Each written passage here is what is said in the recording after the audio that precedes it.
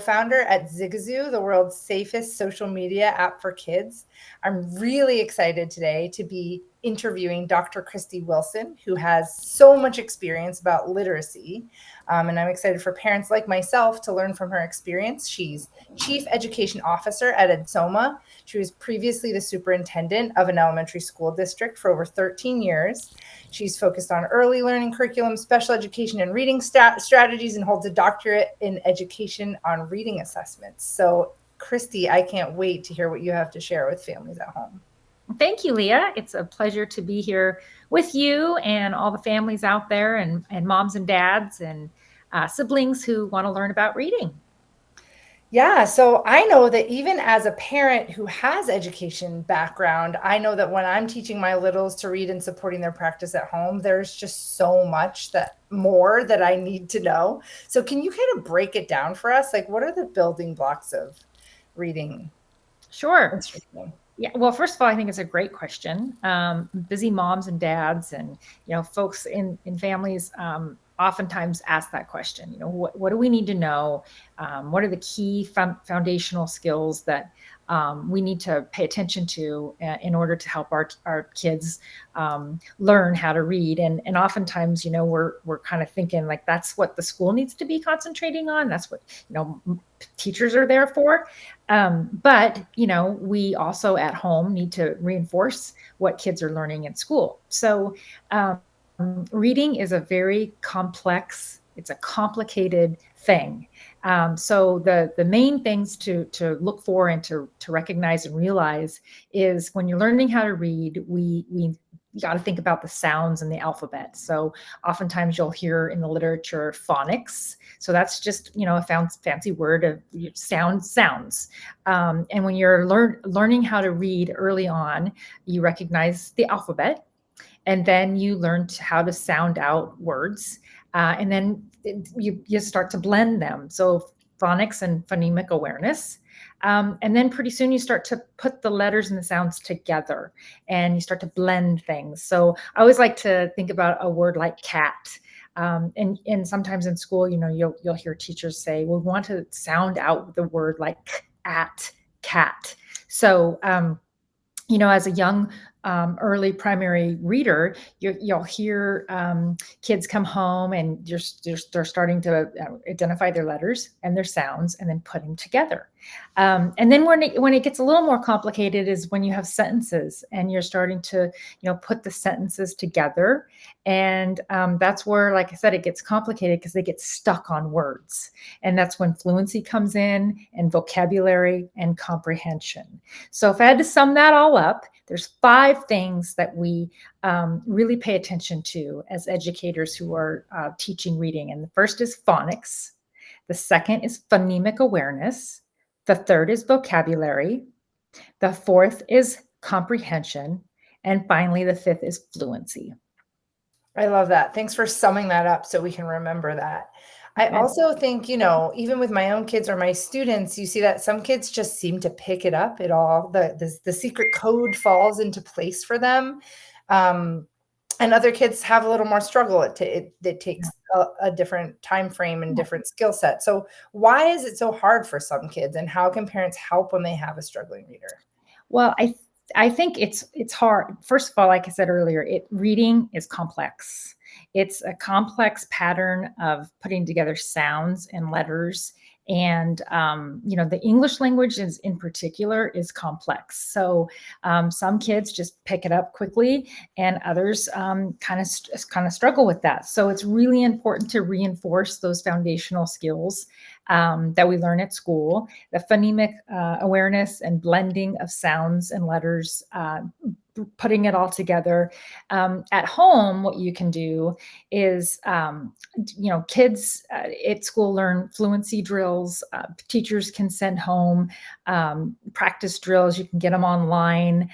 We could do a whole nother webinar on just practicing how to do that. But as parents, you can certainly make games out of it when you're shopping in the store or when you're at home and you're, perfect.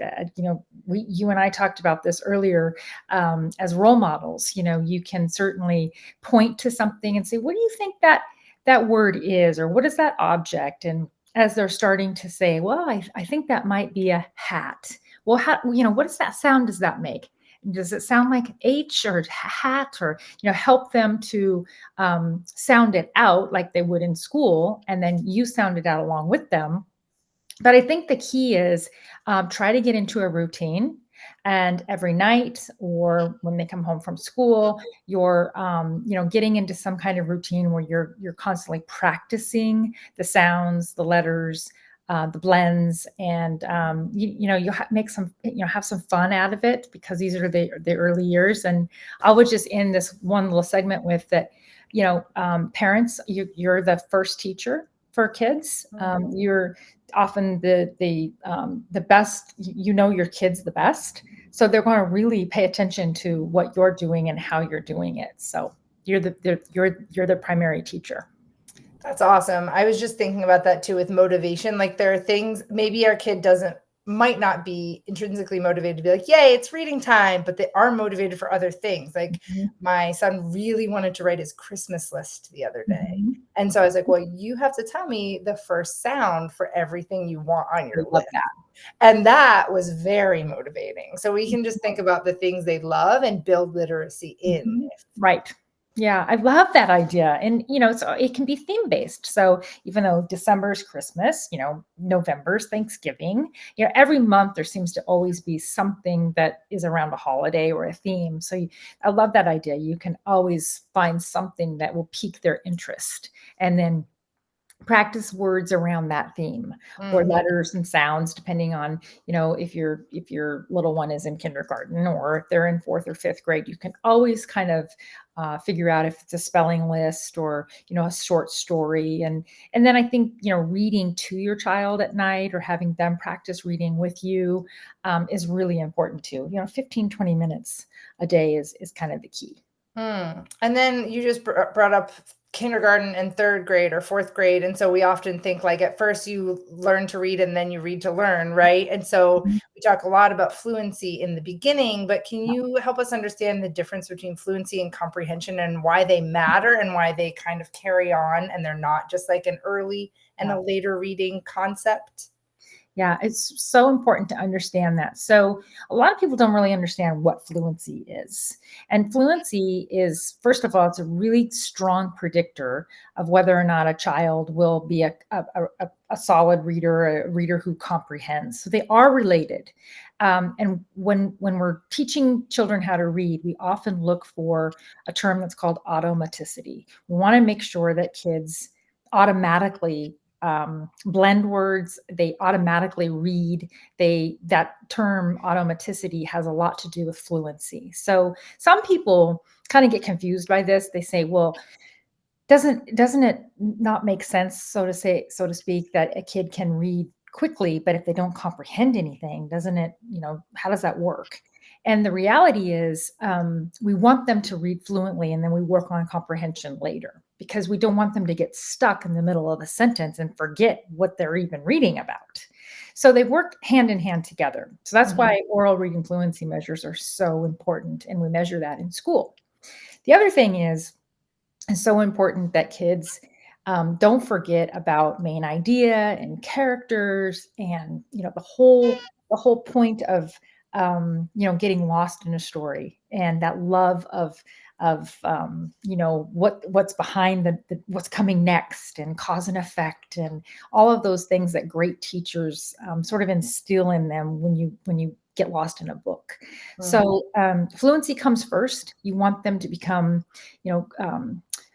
a fluent reader, and then you work on comprehension. Cool. Yeah, we just got to this point in our home where our oldest son is reading by himself. So he's a stack this high of the chapter books that he's read, and he'll just come out of his room like, I just finished a book. So how can I, now that he's reading alone quietly, and I'm not there for every minute of it anymore, how can we as parents still engage them in comprehension, like when they come out and they're all excited about a book they read? How can we make sure they really understood it and guide them to push their comprehension? Yeah, I think that is a really excellent point. So many kids, you never know, did you really read the story? And what did you get out of the story? So, really good questions to ask a child is, tell me what you read. Tell me about, open-ended inquiry-based questions. Tell me what you read. What did you like about it? And as they're telling you, they're kind of like depth of knowledge questions. As they're telling you about the story, try to get into detail-oriented questions. What was the story about? Who were the main characters? And then, you can kind of judge by their answers how in depth did they go. And depending on it would be great if you read the story too, so the answers to the questions. But if it's a mystery novel, who was sometimes mystery novels have, a summary at the end. You can kind of, judge by the summary. You can, ask them the conclusion, cause and effect. Those are getting into depth of 2, what we call depth of 3 knowledge-based questions. But, you can really get into detail questions. And teachers will love that, because when they go back to school, you can reinforce what they're learning in school.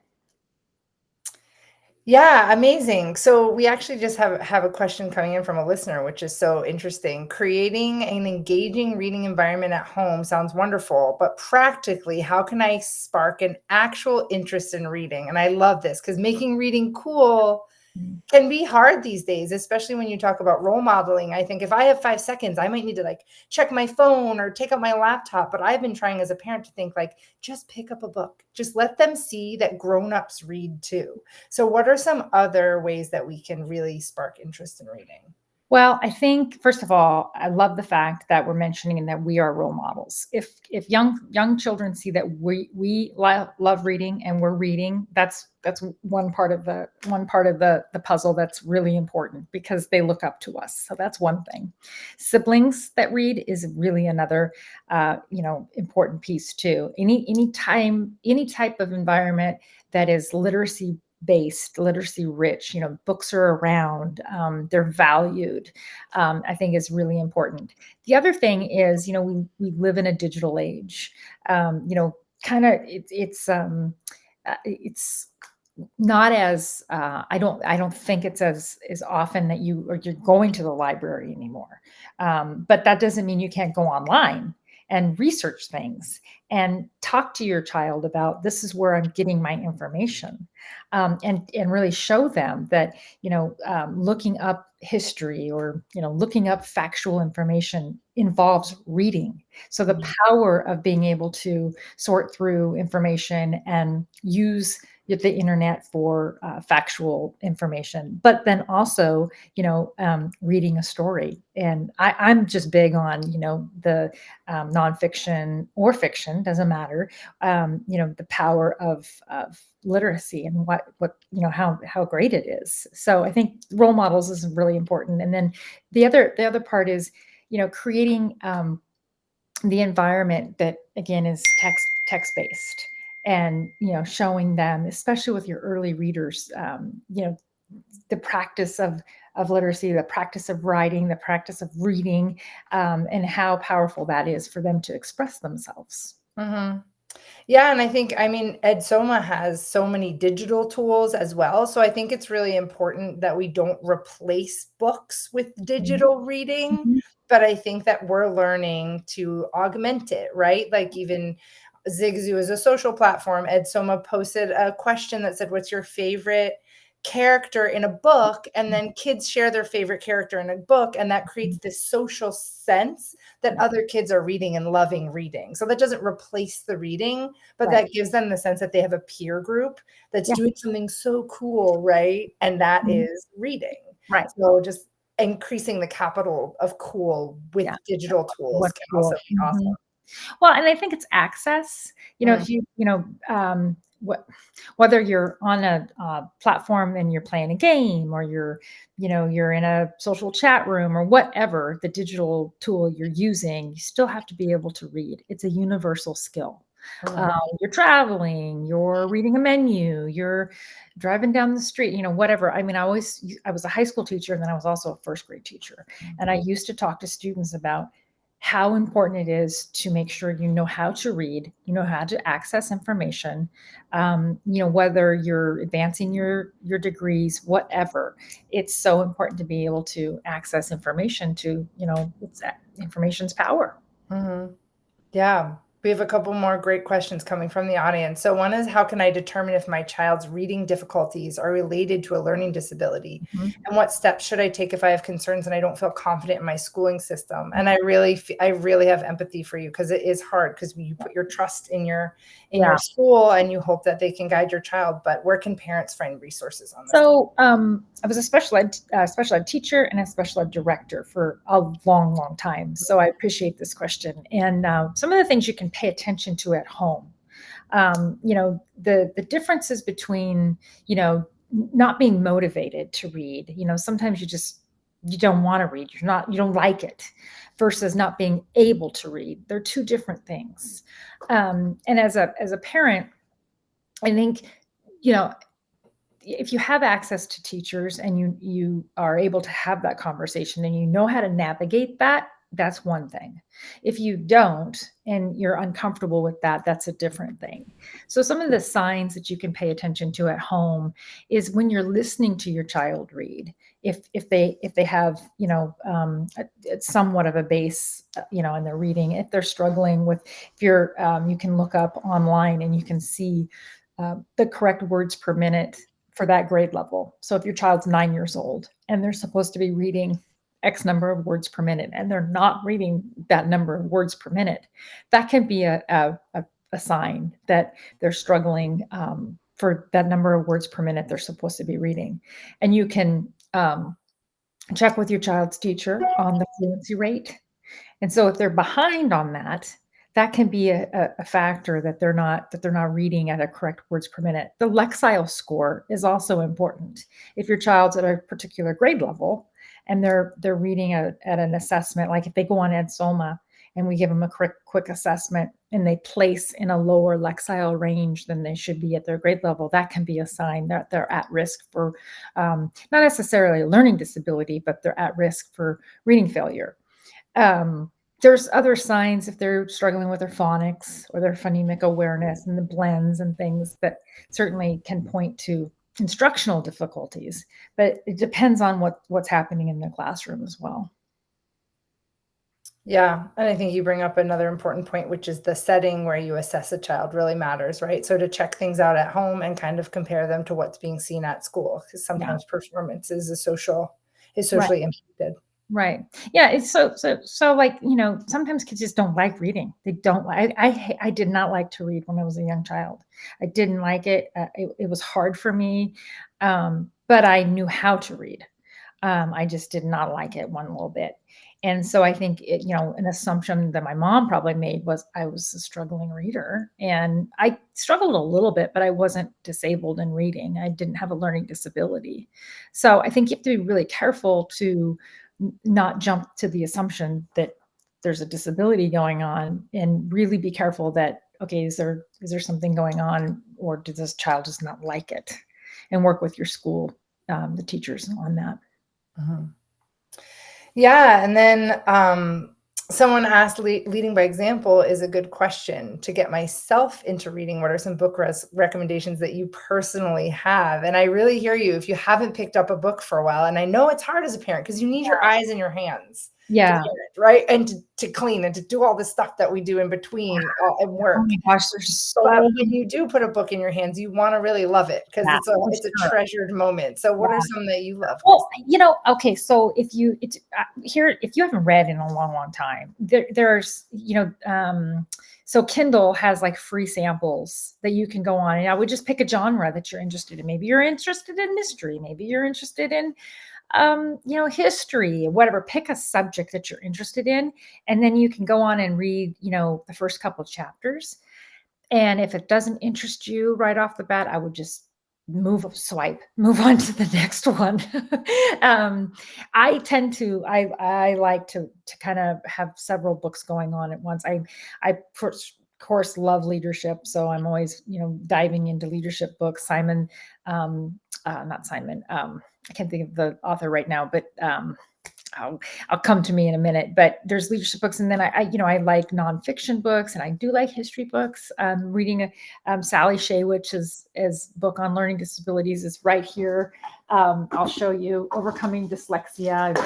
I'm rereading this book because I'm interested in, how the brain works, and why, to your point, why kids struggle and adults struggle, and why some do and some don't. So it just depends on, kind of what's going on in my world. But I'm an avid reader. What about you, Leah? Yeah, so I similarly feel like my youngest is 3, and I just got to the place where I can look away for 1 second at a page, and I just didn't know where to start because I really wanted to read and model reading. So I actually went back to a favorite from high school because I was like, I loved this book before, maybe I'll love it again, and maybe I'll see new things in it. So I read Isabel Allende, House of Spirits, and then I went on to read another book by her. And it was just like a cool overlapping in my life of like, I already knew I loved this, but I didn't remember it at all because I was like 17 when I read it. And that jump started like a journey for me. Book is a great idea. It's kind of like rewatching a movie. Yeah. You kind of remember certain parts and kind of not. And it's a great, it's a great opportunity to rekindle. Yeah. And also in terms of like recommendations, do you have any literacy like games that you love? Like right now we play Zingo a lot, which I love because you pick letters and you have to blend them into words, and some are nonsense words, which are feel so silly. They love that. And then we have this great fly swatter sight words game where they just hit the flies and they start to memorize the sight words. Do you have any games or I know that love? I have mentioned this to you, that my niece is a kindergarten teacher, and she also has a 2-year-old. And so when I'm over there every once in a while, they have flashcards that, just have they're just simple little flashcards with letters, and he loves them and she loves them. And they have fluency drills that they work on. And he's only 2, and he knows his letters and his colors and starting his sounds. So they're not like anything special, but they're effective. So I think you can make games out of anything. I think you can, when you're driving in the car and you have a long car ride. When I was a young kid, we used to play license plate and alphabet with the license plate, and just fun little games that word recognition and letter recognition, sound recognition, anything that your kids like and that you like. That's just, and my biggest thing is I'm really into routines. I think that, just like, however often you're doing bath time, when you get into the bath and they have all their toys, and rubber duckies and all that stuff, just practice sounding out the word duck and spelling it. And what rhymes are really important when you're learning how to read. Rhyming. So, just anything you can think of is just reinforcing, and it's fun, and it's reinforcing whatever you can with literacy. So, what about the connection between reading and writing? That is literacy. Yeah, so where do you see, I feel like the journey with reading and writing in school can also often be really disparate. Like kids have their reading homework, they have their writing homework. So as a parent, how can we I'm glad we should do a whole second session on this, because in third grade and between third grade and fourth grade, where you talked about reading to learn, learning to read, vice versa. What happens is we introduce nonfiction and nonfiction text, and we are so focused on teaching reading that a lot of times writing kind of gets left behind. And literacy really is reading and writing. That's the definition of literacy.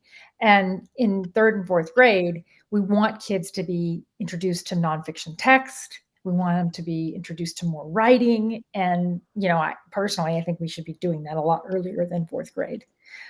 So they are connected, and you want that. That's why we work on writing stories and getting them to write about what they're reading and, express it on paper. Yeah, they're very connected. Yeah. We just got another great question in, that a child is doing great in reading, but has zero interest in reading outside of class. So is this something the parent should tackle at home, or just kind of let it ride since No, I they're think, just well, I fine in think school? Edsoma can help with that. It's interest based. So, just trying to gently push this idea of, look, it's like a muscle memory. Let's say you play sports, you play basketball, and the coach is coaching you in the gym at school. You're doing great. But after practice, when you come home, the ask is that you the ask is that practice your lay-ins and maybe shoot some free throws in your driveway. So you have to practice it. You have to keep reading it, kind of like you said. You hadn't read for a long time, and it's like a muscle memory. So I think it's not a huge concern, probably because they're doing well in school, but the ask is that you reinforce it. I think read alouds can often be a good way in, right? Because if they're not going to sit down by themselves, maybe you read a really great book Mhm. together. We do Yeah, like Roald Dahl with the boys yeah. before Oh, bed, for and sure.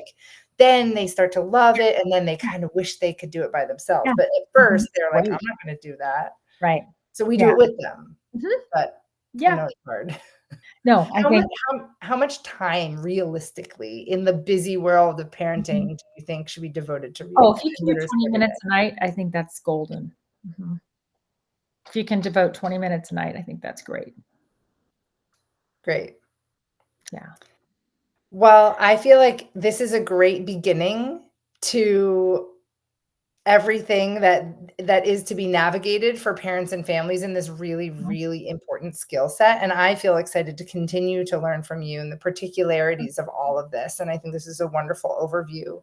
Um, I want to thank you guys for letting me host and get to know Christy and celebrate that Zigazoo is a wonderful place for kids to learn how cool reading is. We have celebrity reads where people like, um, like, oh my gosh, LeBron James and Dolly Parton read That's their so books, and cool. kids Yeah. make it really social and hip to share what their favorite things about reading are. And I would love to hear a little bit more about Edsoma and what you guys have to offer. Well, and thank you, Leah, and thank you to Zigazoo for, helping everyone see the importance of reading, and getting people, your folks like you mentioned, that's a huge inspirational piece for kids to see how important reading is. So, yeah, I mean, Edsoma is just it's a great solution to help the accountability piece. They have a voice call recognition in for parents to help when they're away. So they can call in and say, hey, I hear you reading. I hear you, um, you know, I hear you on the device reading, and I can track you, and I can see that you're doing great. So it's another digital tool to really connect with their child when they're away from home, and help teachers with all of the necessary oral reading fluency that is a key factor in the development of reading in students. So um, yeah, I'm just thrilled to be a part of anything that we can do to help improve the lives of children and help parents too. Great. What should we look forward to next? Well, I think we could dive into, particular tips at home for, piquing interest, fluency drills, what to do when you have that reluctant reader. There's a lot of different things we could explore. Great. Well, I can't wait. Thank you so much, Christy. Thank you, Leah. Have a great day. And thanks to everyone for joining us.